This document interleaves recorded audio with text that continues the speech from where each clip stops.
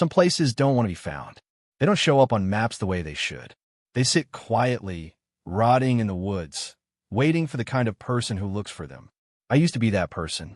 I wasn't chasing ghosts or legends or adrenaline. I just like going where no one else was supposed to be. Cemeteries after midnight. Schools with boarded windows. Hospitals that smelled like rust and mold instead of antiseptic. I told myself I wasn't scared because nothing had ever given me a reason to be. That changed the day I found a church that wasn't abandoned the way buildings usually are. It was listening, and something beneath it was counting.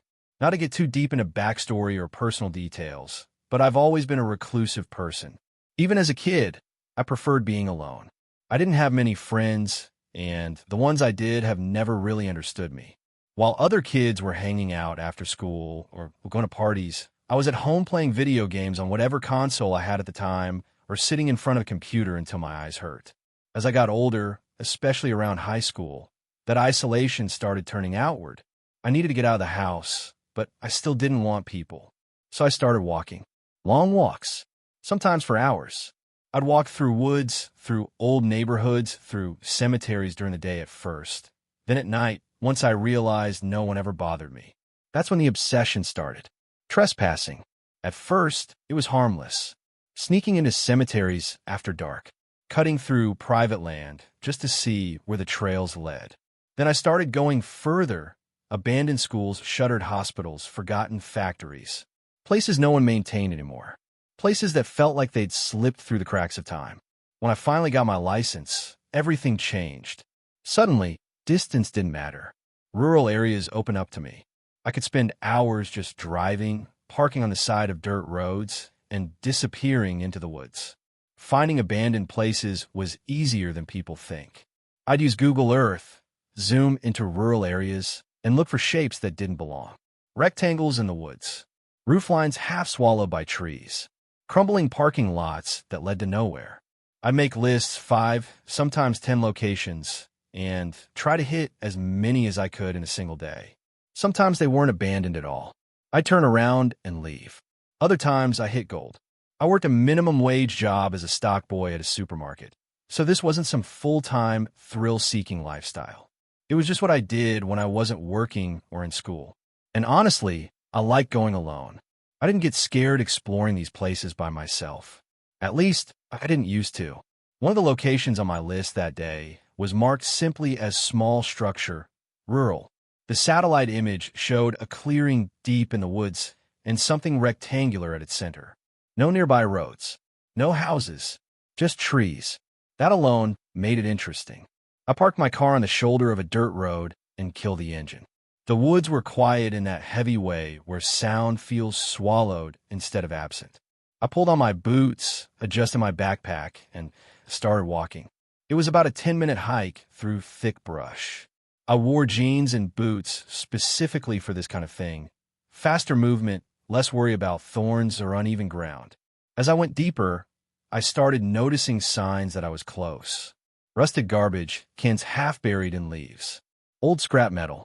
Bits of broken glass glinting between roots. Then I saw the clearing. The trees opened up suddenly, and there it was. A church. It sat alone in the center of the clearing, crooked and sagging like it was tired of standing. The white paint had long since peeled away, exposing gray wood beneath. Parts of the roof had collapsed inward. The stained glass windows were shattered, leaving jagged teeth around empty frames. Right in front of it was an old stone well. That immediately caught my attention. I walked up to it and brushed dirt and leaves off the rim.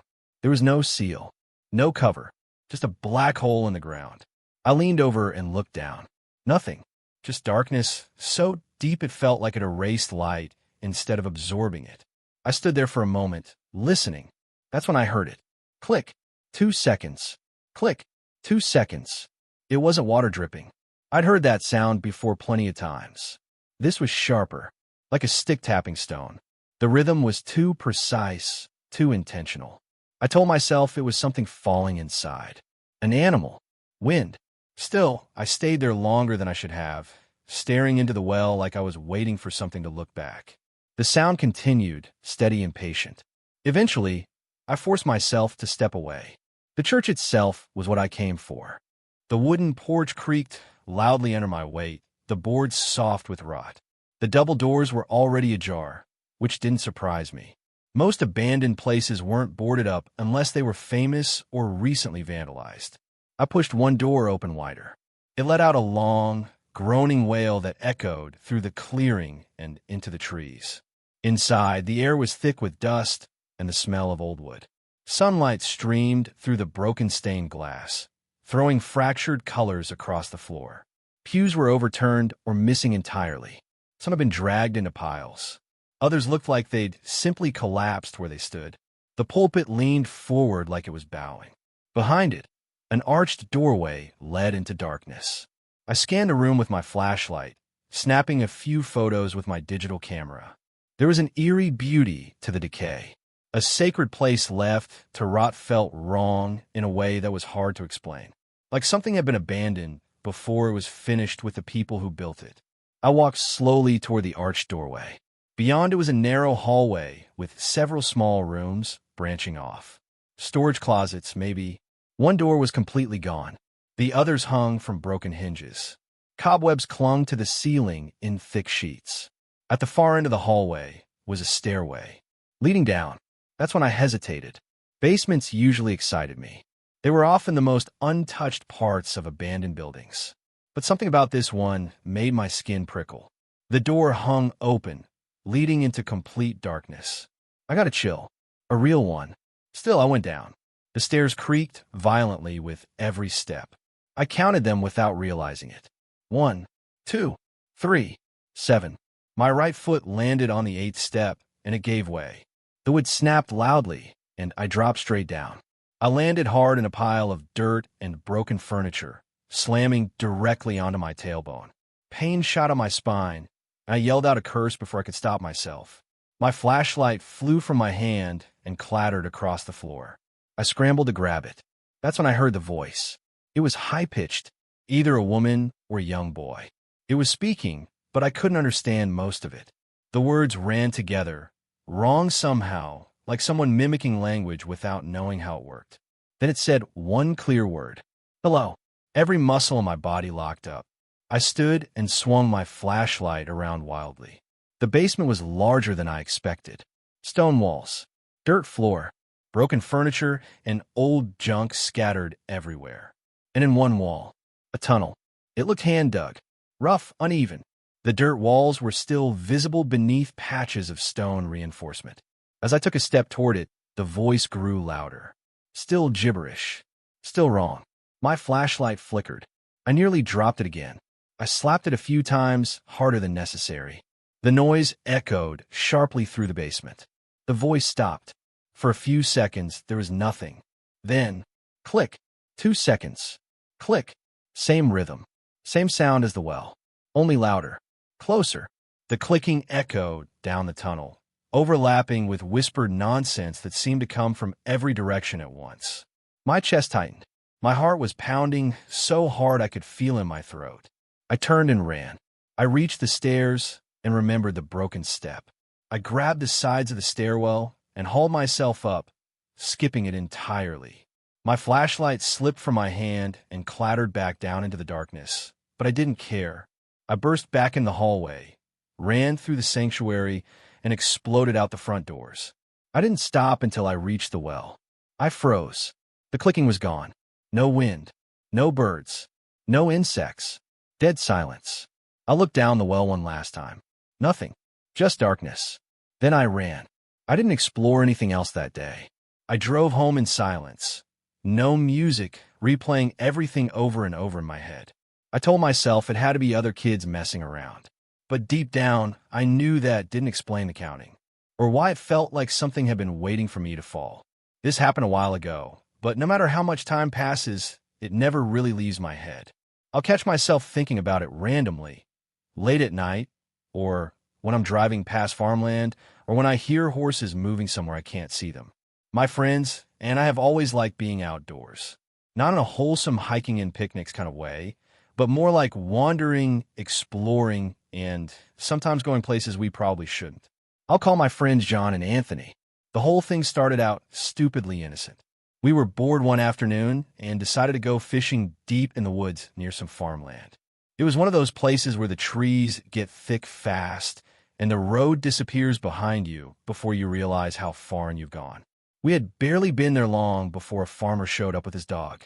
The dog found us almost immediately, barking like crazy, and the farmer started yelling. He threatened to call the police. What was weird was that he was already on the phone, but not with the police. He said he was talking to his friend. At the time, we didn't think much of it. We apologized, backed off, and left. Once we were far enough away, the whole thing felt ridiculous. We laughed about it. That was our first mistake. For reasons I still don't fully understand, we decided it would be a good idea to go back the next day. Not to fish, just to explore the property. We told ourselves we'd be careful. We scoped it out on Google Maps. It looked massive. Acres and acres of land, broken up by woods, fields, and fences. We went back about an hour before dark. That should have been our second mistake. We parked far away and hiked in through thick woods similar to the area we'd been fishing in before. Even with satellite images burned into our memories, it was easy to get disoriented. Everything looked the same: trees, brush, uneven ground. I remember thinking that we should make sure we were out before it got dark. At first, everything felt normal. We walked along fence lines and eventually reached open fields where horses were grazing. They were calm, beautiful animals, and seeing them eased my nerves a bit. We even pet a couple that wandered close to the fence. Still, something felt off. There were a lot of horses. Too many, and nothing else. I've been around farms before. My uncle had one. It wasn't huge, but it had a mix of animals. Chickens, goats, pigs, a few cows. This place? Just horses. Acres of land dedicated entirely to them. I brushed the thought aside, telling myself the owner probably specialized. After pushing deeper through the woods, we came across a fence bordering another section of the property. John was leading, I was in the middle, and Anthony was bringing up the rear. That's when we saw the house. It was run down, more so than I expected. Paint peeling, windows dark. But what really stopped us were the cars. They were everywhere, parked haphazardly near the house, half hidden behind trees, lined up near sheds. Trophy cars. Cars you don't expect to see sitting on a decaying farm property. Corvettes. A Ford Raptor. A Bentley. Multiple Porsches. Range Rovers. Ferraris. Some of them were stripped. Doors missing. Panels removed. Tires stacked nearby. We stared in disbelief. I remember whispering something like, "There's no way this is legit." We moved carefully, sticking to cover, peeking between trees. There was also a shed nearby that looked like it hadn't been touched in years. Rusted metal, warped wood, door barely hanging on. I even took a video, whispering under my breath in disbelief as I listed the cars. The deeper we went, the more uncomfortable it became. It wasn't just the number of cars, it was the state of them. Some looked recently driven. Others looked cannibalized for parts. We all came to the same conclusion without saying it out loud. This wasn't a collector. This felt like something criminal. After circling the cars, John decided he wanted to check out a camper parked nearby. Anthony volunteered to keep lookout. I held the door open while John climbed inside. He was the smallest, and we figured if anyone should poke around, it should be him. Inside, it was clear someone lived there. Fishing rods leaned against the wall. Food that wasn't expired sat on a small table. Bedding was laid out, recently used. It wasn't abandoned. It was someone's home. There were also car tires stacked inside. That was enough for us. We backed out quietly and moved toward the rear of the property, away from the house. That's when we noticed side-by-sides parked near another structure, probably used to move around the land quickly. There was another shed back there, worse than the first. When we cracked the door open, a smell hit us. It was foul, thick, rotten. We gagged and laughed nervously, making jokes to mask how uncomfortable it made us. One of us joked that maybe there was a body in there. None of us believed it, at least not consciously. Then we heard the gate. Far off, maybe 1,000 feet away, metal scraped and slammed shut. Every joke died instantly. We started heading back toward the wood line, moving fast but trying not to panic. That's when a van turned onto the road bordering the property. It was getting close to dusk, and the headlights were already on. We bolted into the woods. Branches whipped at our faces. We crouched low, hearts pounding, listening for footsteps or dogs. We didn't know if the van's driver saw us or not. We probably should have left then. Instead, once things seemed quiet again, we convinced ourselves to explore the other side of the property. We followed the outskirts, weaving through more woods and fencing, passing even more horses. Eventually, we reached what looked like the main house. It was in bad shape, but larger than the others. About 25 feet to the right sat another camper, or what used to be one. It was massive, easily 50 feet long, and so covered in vines that it almost blended into the forest. Nearby was an old jet ski, also wrapped in vegetation like it had been sitting there for decades. We managed to pry open the camper door carefully, trying not to make noise. The inside was dark and musty, clearly in use for a long time. Being that close to the main house made me uneasy. Even if no one was home, the amount of suspicious stuff we'd already seen made it clear we weren't just trespassing. We were somewhere we really weren't supposed to be. We moved around the house quietly, and that's when we saw it. The Ferrari. It was tucked near the side, partially hidden, old but unmistakable. Even run down, it looked expensive. I didn't take pictures. The horses nearby were restless, snorting and shifting, and I didn't want to draw attention. As we moved farther, we noticed a boat sitting off to the side and, strangely, a large freezer placed outside, partially hidden by thick vegetation. It was maybe 15 feet into brush, so dense you had to push branches aside to see it properly. We joked again. Bad joke. As we got closer, the smell returned. Stronger this time. There was no mistaking it. It wasn't trash. It wasn't an animal that had died recently. It smelled like rot, like death. We backed away without opening it. None of us said it out loud, but I think we were all afraid of confirming what we already suspected. That's when Anthony stopped. He said he heard something. At first, John and I didn't. Then we went quiet and listened. I can't describe the sounds properly. They could have been normal, with settling, animals moving, but everything felt amplified. The vegetation around us was head-high, blocking most of our view. There was a rock nearby, big enough to stand on and see over the brush. We took turns climbing up to get a better look. When John went up first, he was still joking. Then his face changed. He froze. He climbed down slowly without saying a word.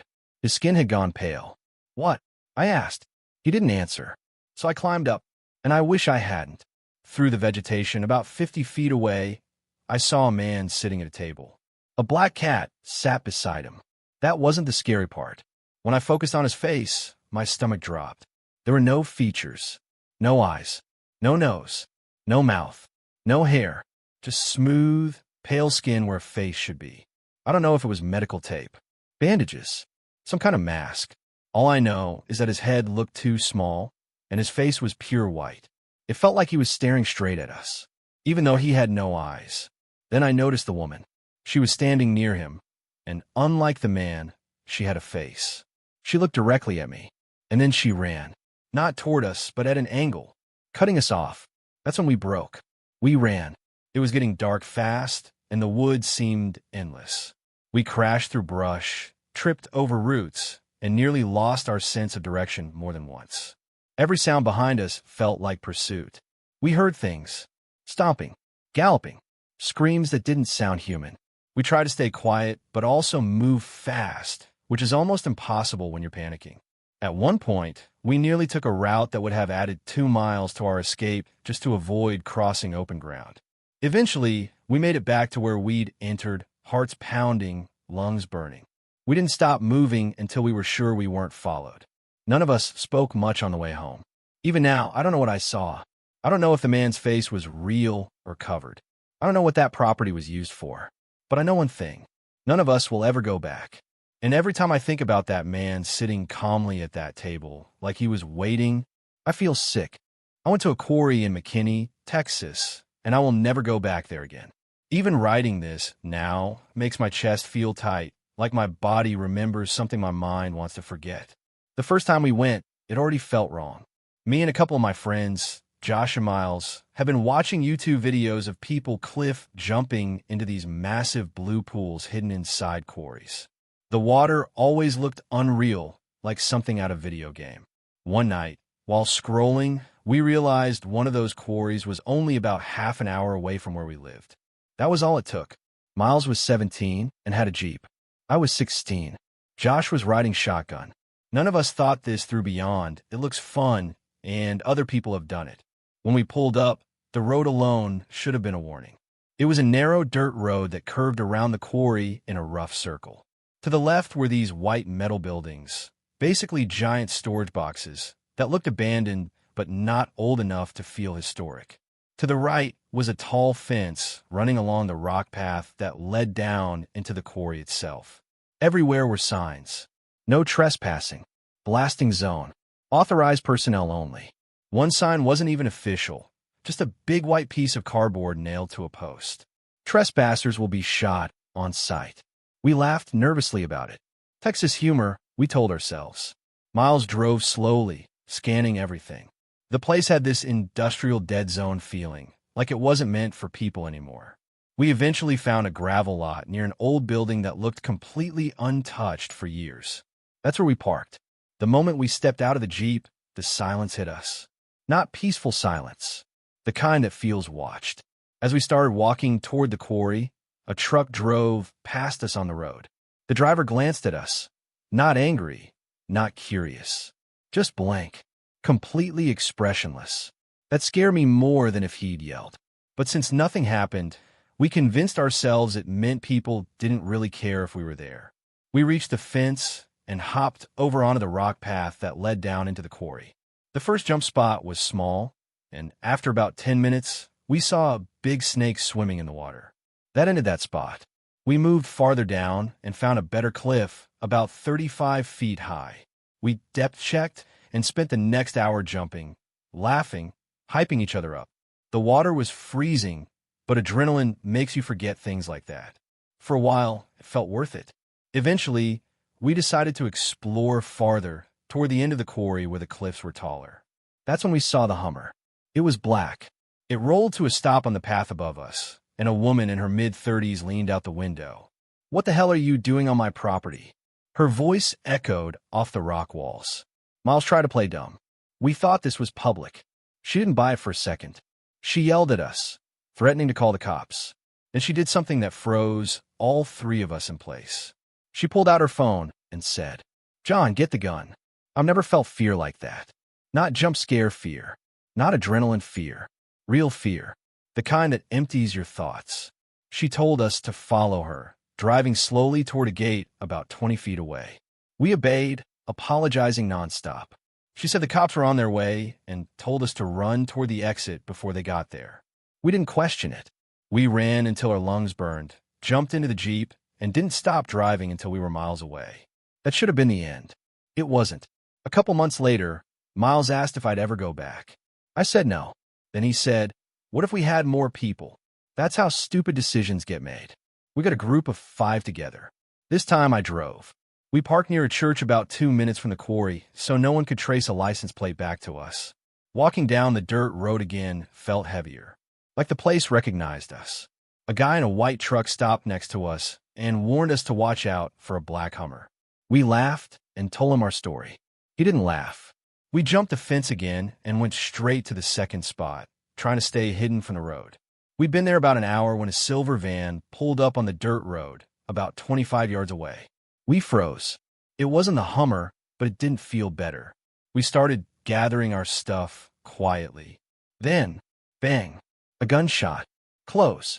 Another. Another. Panic exploded through us. We ran. I led the way, heart slamming, branches tearing at my arms. More shots rang out. 8, maybe more.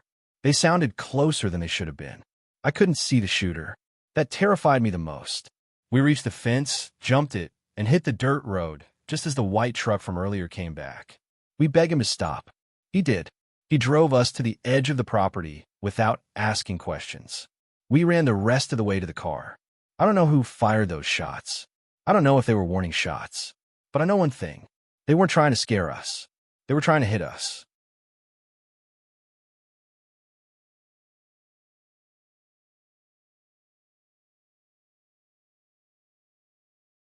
Back in 2018, my cousin Ryan and I were deep into urban exploration.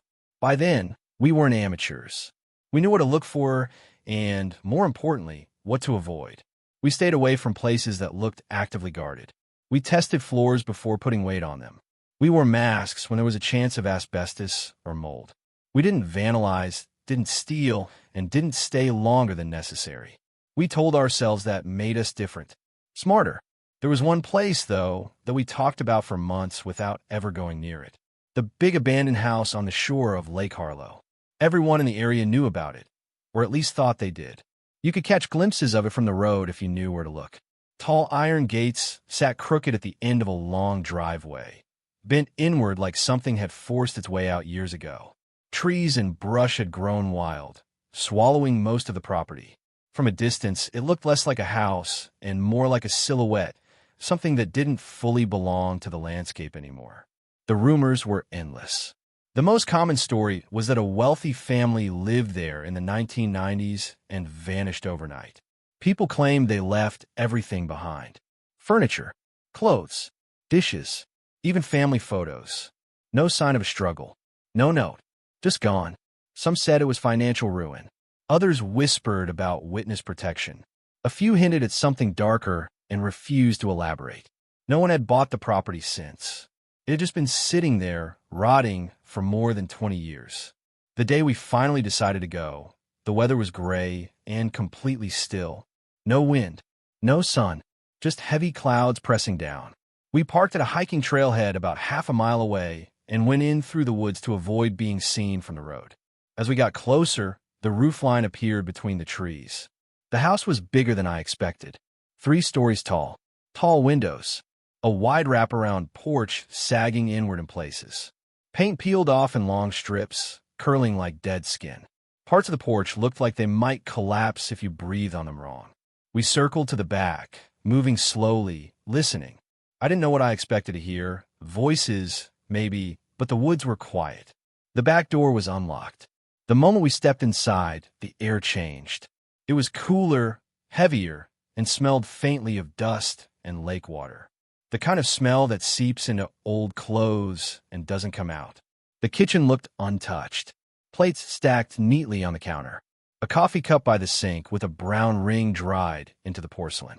Cabinets stood open, revealing boxes of food long expired. A faded calendar still hung on the wall. May 1997. That date stuck with me. We moved slowly through the first floor. The living room furniture was covered in yellowed sheets. The fireplace still held crumbling ash, like the last fire had burned out and no one ever bothered to clean it. Family photos lined the hallway. People smiling at barbecues, kids dressed up for Christmas, vacations frozen in time. Some of the photos were so sun-faded that the faces looked washed out, almost blank. That gave me chills. Upstairs, the feeling changed. The first bedroom had a perfectly made bed, but every dresser drawer was open and completely empty. Another room had newspapers spread across the entire floor. They were all open to the classifieds. At first, I thought it was random. Then I noticed the dates. Every paper was from the same week in July 1997. And every circled ad was for private buyers seeking quiet, discreet transactions. I didn't say anything to Ryan, but my stomach started to knot.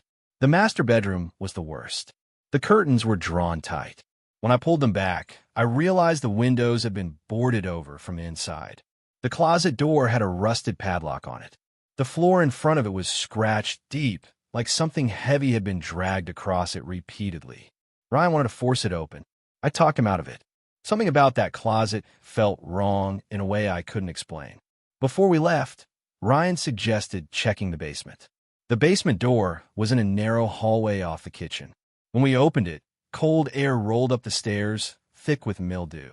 The wooden steps groaned under our weight as we descended. The basement was large, with thick stone walls and wooden shelves lining one side. Most of them were empty, save for a few rusted cans and a broken lantern. In the center of the room were 5 chairs, all mismatched, all old, arranged in a perfect circle.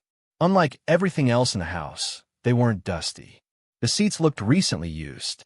I was about to whisper something when we both froze. Somewhere above us, a door closed. Slowly, deliberately. Ryan and I killed our flashlights at the same time. We stood in the dark, barely breathing. Footsteps crossed the floor above us. They paused, then continued, moving toward the kitchen, toward the basement door. My heart was pounding so hard I felt dizzy. The footsteps stopped directly above us. The basement door handle rattled. That was it. Ryan grabbed my arm and yanked me toward the far end of the basement, where a small ground-level window sat broken and half-covered by a rotting shutter. It was barely big enough to fit through.